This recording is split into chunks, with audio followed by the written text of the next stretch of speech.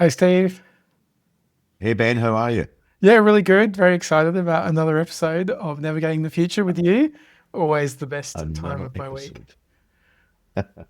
Yes, it is. It's always good fun, isn't it? Well, welcome everybody. We're going to explore how to move from talk to action in the world of all things AI, innovation, and transformation. And today we're going to dive into a big topic, how to get started with AI, overcome potentially that organizational inertia, and actually make progress, even in those risk-averse environments. We're also going to tackle how you can help leaders bring them to the table and potentially get rid of those naysayers that we always have when we are trying to bring something new into an organization. So, with that, let's jump straight into it. Are you ready, Ben? Absolutely. Let's go. Alrighty, let's go. So, Ben, when we think about getting started with AI in an organization, what would be the first tangible steps an organization should take when looking to introduce AI? I think, especially given your experience as well, where you've operated environments where risk aversion and legacy processes dominate. What have you seen work to overcome that organizational inertia and to build that safe culture for experimentation? Yeah, great question. I think for some clients where they're at the very beginning of the journey with generative AI, there there's often a sponsor or someone really excited about the possibilities. In a lot of cases, it's the CIO or CTO, and they will contact us. And the smallest step that those leaders take is typically to engage us for a small workshop. So, very small investment, just get their team together and explore the art of the possible. So, this is part of a broader education program that we offer, but the very first piece can be as little as half a day of your team together looking at what's possible, looking at what might apply to them, and coming up with some fun ideas and exploring the topic in a really safe environment. Would it be fair to say that you've had success from taking that type of approach?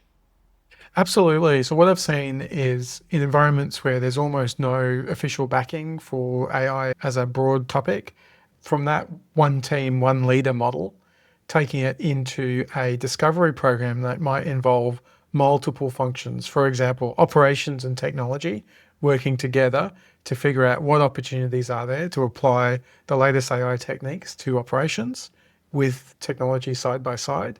And by running a workshop program, typically over a few weeks, those discovery programs tend have then brought buy-in. The outputs from those sessions would be presented to executives, which then give you a broader organizational understanding of the opportunity. And that Okay. excitement, that engagement of the teams coming up with their own ideas that are applicable to them, I've seen that start to bring organizational awareness and then buy-in to the topic. Can you share an example of a small, low risk AI experiment that actually sparked a larger momentum for yourself in Freshwater? Yeah, I guess we've worked a lot with heavily regulated clients, so APRA regulated for super funds. And what we've noticed is if we stay in the land of learning and experimentation very clearly, Mhm. we can experiment safely. As soon as we step into the world of customer impact, making changes to production systems, that's a really different kettle of fish. So we've had a lot of success in creating safe to learn environments, what we call a learning lab, where it's a combination of education and access to hands on tools, but in a way that protects data, privacy, security, and other governance concerns. Okay. So that's a good segue into actually my next question, which is just around that number one topic when any businesses are looking to bring in something like Gen AI, governance and data privacy. So as AI capabilities accelerate, does the need and obviously the need for strong governance comes along as well. What principles or frameworks do you recommend to ensure responsible AI usage? Again, especially in that heavily regulated sector that you have that experience in. Yeah. And when you're just getting started, it's really interesting how many organizations haven't plugged the leak in their data when it comes to Mm. AI. So, what we see is organizations not realizing that up to 40% of their employees are using AI at work without any governance or controls. And this is terrifying in the banking or financial sector because the last thing you want is data leaking to an unapproved vendor. So what we often do is bake into our early training programs a piece of education around just how to be safe. It's like how to be safe online. Don't give away all your data. Don't give away your customers' data. It's as simple as saying either use the tools that we've approved for you to use or learn, as we teach in our training, what the terms and conditions and the things to be concerned about are. What are the risks? So there's a two-prong attack there. One is providing tools that are safe for the teams to use. That's sometimes takes time and money to set up. We can provide programs to set that up for an org. And the other way is educate people in why it's important to not be the product. And by that I mean if you're not paying for something in technology, often your data becomes the product. And Yeah. a great example of that might be ChatGPT. That's the most popular tool that people will use. By default, even if you're paying $20 a month for ChatGPT, there's a little checkbox that's turned on that says we can use your data if we want to improve our models. And if you're an enterprise, you definitely don't want that checkbox switched on. So teaching people No. about the existence of that option, why they want to switch it off, or use, even better, a version of ChatGPT that's been purchased and approved by your procurement and your legal team. This kind of data privacy, data security, it starts with really fundamental things like don't go on the internet and upload all your data kind of things. But it then moves towards more deeper understanding of the risks and the options available to you. There's been quite a lot of noise made about all of a sudden all your emails were available, etc. Now, have you helped with clients in the past with helping to put any of that documentation together or advised on what the salient points they need to be looking for? Yeah, for some clients, we help them with their AI governance policies and Yeah. procedures. So often, alongside starting out with generative AI, there's the question of what tools do we use, but then there's also what governance policies do we put in place. And those often in collaboration with the chief security officer in an organization. They will have risk and compliance procedures already. And in the best cases, what we've found is it's a small addition to existing governance. So you already have existing governance around making changes to production systems in the financial services organization. So all we're doing is adding checks and balances to the existing governance procedure to allow us to safely introduce new technologies like generative AI. Um, are there effective ways to anonymize or synthesize data for experimentation? Yeah, actually, we've had a lot of luck with using both AI and just plain experimental platforms to take a client's, for example, branded website and anonymize it for experiments. And that's been really exciting. So the two ways I've seen that being really great is anonymizing data for testing. So taking in real data and then turning it into anonymized data. The large language models are quite good at that, and also redacting information. So a lot of clients have used LLMs to do things like removing text file numbers from the database. They're quite good at entity recognition and being able to clean out information you don't want. So the last thing you want is to have the PII, the personally identifying information, lying around in systems where you didn't need it and you didn't want it. So there's a whole use case for AI to help reduce your risk burden in terms of the toxic data you're having in your databases. So you've been able to, in a real world environment, give a client an example of what this would look like, the AI solution inside their live working website, but in a completely safe environment. That's right. Yeah, we built an experimentation platform that took a client's live website and dynamically injected AI functionality into it so they could experiment with the AI in their website. And more than that, we anonymized the website. We took their logo away, the text away, so it was safe then to use externally for testing.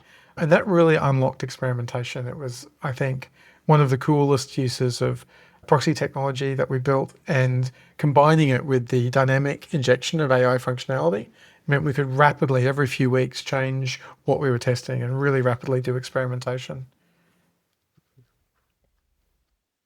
One of the things that we find, and I've found as well with anything that has AI in front of it, Gen AI, is there's always an element of, well, the C-suite need to be involved. And of course, that leads me on to the executive buy-in, which again is, we know is super important, whether it doesn't necessarily mean it's not, it's AI, it's really anything that's going to have an impact in the organization. So when we think about senior leaders, they often want results without fully grasping the path to get there. In your experience, what's the most effective way to earn that executive buy-in, especially for AI, and especially when that executive or executives may be frustrated by overall the slow adoption of AI inside their organization?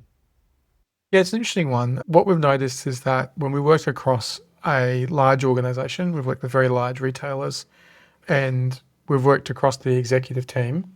What I tend to see is there's a couple of execs that are really pro onboard total buy-in. Often that will be the CEO and the CTO. We'll see both the CEO saying, I wish everyone was more on board with this. They were adopting it faster, just as you say. And the CTO is often charged with trying to figure out how to do that. Strategies include things like creating a center of excellence where you have all your AI folk in one place and you're trying to fund additional expansion and adoptions from that centralized function. And other techniques that seem to have worked quite well are, in our case, providing external coaching, mentoring, and facilitation services to the executives so that we can run strategy workshops, education workshops, and work on change management approaches within each function. If I look across 5 or 6 execs, some of them will be, we don't really understand it. What they need is education. And some of the execs will be like, oh, I can't go fast enough. Everyone in my team wants the Gen AI and I keep hitting roadblocks. Can you please come in and help us get rid of some of these obstacles? So internal, external, sometimes it's vendors. We've worked with marketing teams quite deeply where they need to do a complete review of all of their vendors to see what capabilities did their vendors have in using the latest AI techniques to make cheaper, faster campaigns, for example. Yeah. So, I mean, what would you say is work better, the one-on-one coaching or the group sessions or a mixture of both? Yeah, it's a good question. I think for those that are ready for it, we've seen a lot of impact in the AI strategy workshops where you have the leaders of a team or a function deep dive into their use cases and look at a plan that applies to them. Off the back of that, you're getting a roadmap for using it in your function. You've got input to your plan for the next financial year. And I think that's been very high impact because leaders come away with the top 3 AI use cases that we're investing in this year, what benefits we're expecting to get for them, and some steps that we want to take to make that happen. I felt like that's a very high impact workshop.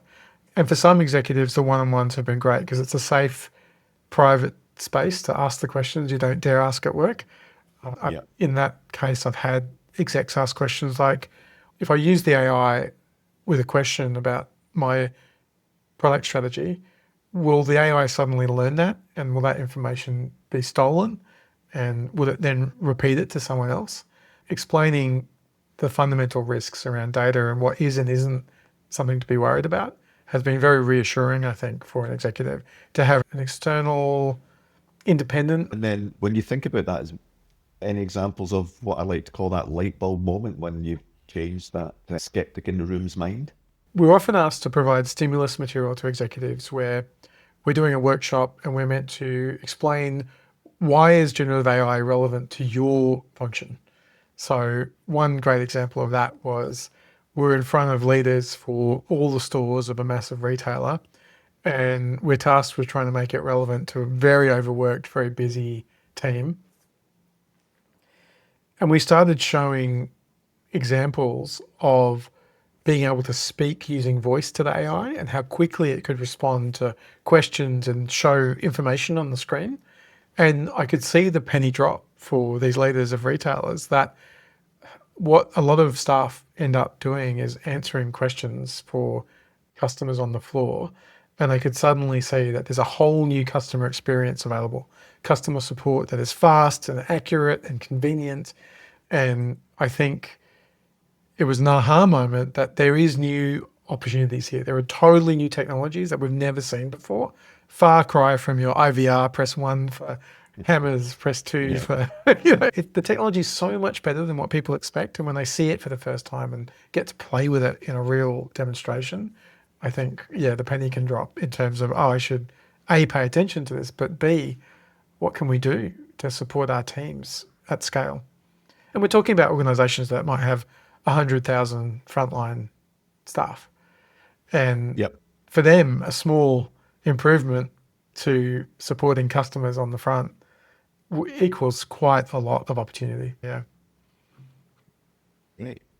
Well, look, I think of the topics we've covered off today, so how to get started, the governance, the privacy challenges, and then, of course, how do you get the C-suite and executive buy-in and the tools that you have used in the past. I think we'll call that a wrap for today. So if you're feeling stuck with AI or trying to create a culture of innovation inside your company, we hope this gave you some real-world tools and examples to move forward. On behalf of myself and Ben, thanks for listening, and we'll see you next time.